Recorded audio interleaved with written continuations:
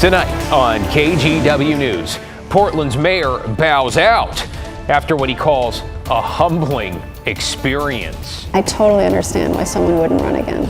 Plus, did you see the smoke? A look at where this fire started. And a Portland man tracks down his stolen car. Sort of. Only to watch the suspect committing another crime.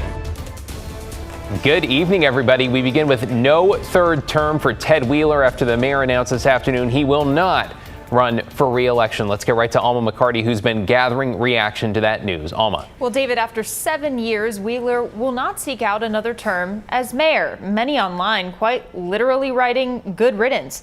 But others argue he's had to lead the city through a challenging time and made some meaningful strides along the way.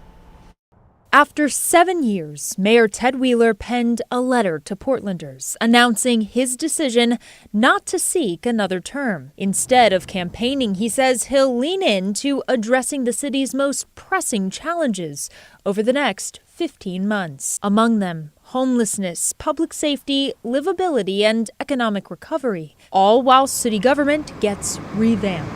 In the letter, he wrote, "I am a firm believer in public service and know that when government is accountable and responsive to the needs of the community, it can be a force for good. Serving as the elected mayor of Portland has been both humbling and the greatest privilege of my life." A little bit of sadness at feeling like I'm not sure who will be next, but like who's going to come in and fill these shoes. Jesse Burke, owner of the Society Hotel and chair of the Old Town Community Association, believes many of the mayor's efforts were a force for good. To be really clear, there was one office that showed up for this neighborhood very consistently, and it was Ted Wheeler's office. This was the neighborhood where the 90-day reset strategy was first implemented last year, an effort in coordination with the city. That was one that was really unique and moved the needle for us. I mean, at our peak, we had over 400 tents in this little neighborhood. And at the end of the 90-day plan, I want to say we were at about 90. During his 2 terms, Wheeler's faced various obstacles and a good deal of criticism, from public battles with then-President Trump to public outcry over how police handled protests, many of which turned violent after the murder of George Floyd. Under Wheeler's administration, the city's dealt with the COVID-19 pandemic, a rise in crime, and a worsening mental health and homeless crisis. Now, a new leader will take on these problems come 2025. This is not politics and politicking all the time. We have serious problems, and I need someone that is interested in seriously solving them. Well, you heard it there. We still need solutions. Alma, Commissioner Mingus Mapps had already announced back in July that he plans to run for the top job. What was his reaction today? Well, in a statement he sent me, David, he wrote in part that he considers Wheeler a friend and that he's been a dedicated public servant and has led Portland through a challenging time. He has made great sacrifices in his service to our city. David? Much more to come, I am sure. Thank you, Alma. Let's get you caught up on tonight's other headlines now. A fire that sent a big plume of smoke over southeast Portland this evening burned apartments and part of a car lot in Milwaukee. Investigators aren't sure what started the fire, but they do know where it started. Flames broke out, they say, in some brush near McLaughlin Boulevard and Jennings Avenue, then spread to a car lot next door, scorching some vehicles. That fire also gutted at least one apartment in a neighboring building. At this point, it does not appear anybody was injured. Portland Public Schools is upping security at high school football games. Starting this week, they'll be screening for weapons at entry points with the first test of a new system this Friday at the matchup between Lincoln and McDaniel. This is a look at the system. It includes a couple of pillars, and one of the entrances, fans won't have to do anything special or differently, just kind of walk through. If it buzzes, though, they'll undergo additional screening. The added measure was one of the recommendations that was made by the new Safety and Security Task Force. And the man accused of stabbing 2 teenagers on a MAX train in what police say was a racially motivated attack has pleaded not guilty. Adrian Cummins is charged with attempted murder and bias crime. Court documents say back on September 2nd, Cummins yelled racial slurs at 2 17-year-olds who are black before he stabbed them. One of them, who friends identify as Damien, was stabbed in the arm and chest. He had emergency surgery and is now recovering at home. The other teen was treated at the scene. Developing tonight, a Portland man is trying to find his stolen car, and while on its trail, some posts on social media led to a sighting, left him a little bit discouraged. Ashley Grams shows us why. Right here, you can still kind of see some of the glass shatter right here. That's glass from the window of Ryan Rollins' Audi S8. I was like looking around and used my key fob, nothing went off. Rollins owns a Bible Club and PDX Sliders. He says he was parked across the street from his Selwood restaurant when his car was stolen. You know, it seems like 5 to 5:30 is the witching hour for these thieves. Rollins took to social media, hoping someone would spot it. And they did.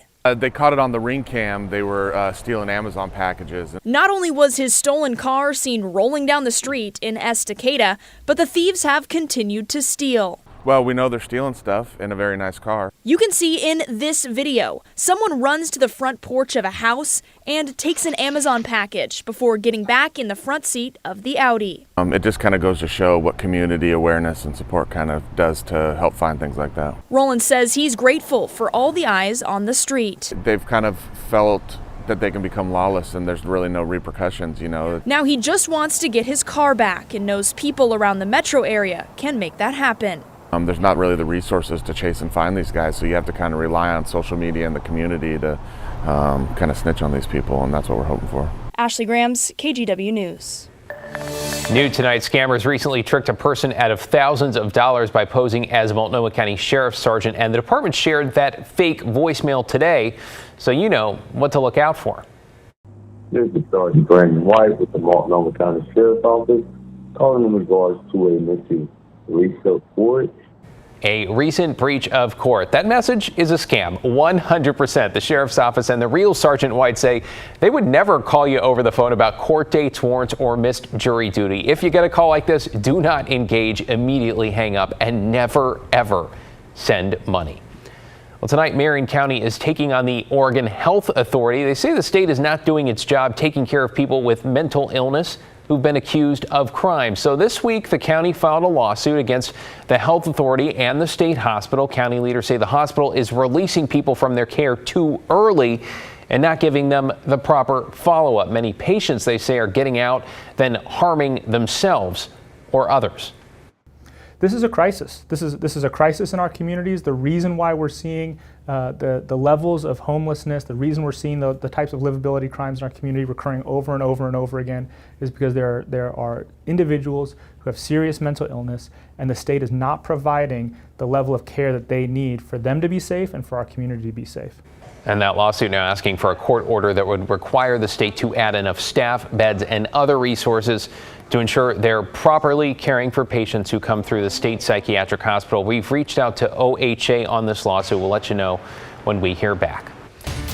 In an update tonight, someone has turned in one of the brass nameplates stolen from the Portland Firefighters Memorial. That's after vandals hit the David Campbell Memorial on West Burnside last week. 11 other nameplates that honor fallen firefighters are still missing. The first one was found in the same general area, so now the fire department is asking you to keep an eye out for any others that may have been thrown out. And we have some good news tonight for a Woodland man who essentially had his livelihood stolen for nearly 20 years. Brian Trembley's been traveling up and down the I-5 corridor with his portable sawmill, cutting logs, performing custom millwork. So last month at a job site in Tumwater, someone stole the mill. He appeared here on KGW and on social media asking for help, and someone out there tipped him off on the trail. Ecstatic. I mean, how else could it be? I mean, to have your life handed back to you by being helped by others. We're so happy for him. The sawmill turned up in a rural part of Thurston County. While detectives are investigating, nobody has been charged, in part because the tipster said she was too fearful to talk to police. You're watching KGW News, and straight ahead at 11, Multnomah County leaders seem to have more money than they know what to do with. We have so much money. I mean, it really is shocking.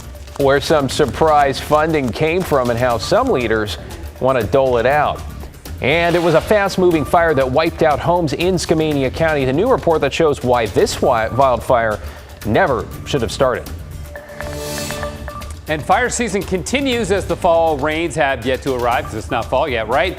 And they'll get here eventually. In fact, definitely later this month, I believe. But we're 70 degrees right now. Even the coast is clear and beautiful. We got a really warm weekend on the way. Even 90 degrees in the forecast.